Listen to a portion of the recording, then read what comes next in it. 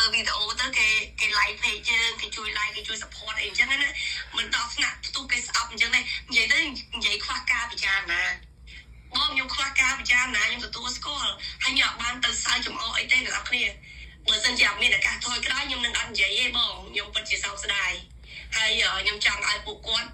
លើកលែងទោសឲ្យខ្ញុំដូចជាបងបានលើកលែងទោសឲ្យខ្ញុំដែរអ្នកណាក៏ខុសដែរបងមកជីវិតនេះអ្នកណាក៏ខុសដែរគ្រាន់តែខុសរឿងផ្សេងគ្នាហើយខ្ញុំពិតជាចង់លើកម្រាមដៃ10សុំទោស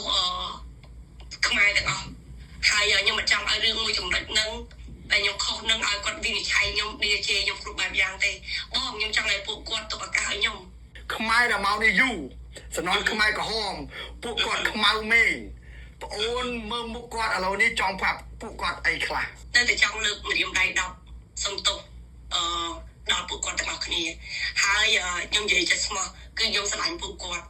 ចាស់ក្មេងប្រុសស្រីគឺខ្ញុំស្រឡាញ់ខ្ញុំមិនដែលថាមិនស្រឡាញ់ណាម្នាក់ឯងហើយសូម្បីតែអ្នកនៅជុំវិញខ្លួនគឺគាត់ស្គាល់ចិត្តខ្ញុំច្បាស់ខ្ញុំគោរពចាស់ទុំខ្ញុំស្រឡាញ់ចាស់ទុំខ្ញុំមិនមែនថាខ្ញុំអចេតនានិយាយសូមឲ្យពួកគាត់បងលើកលែងទោសឲ្យ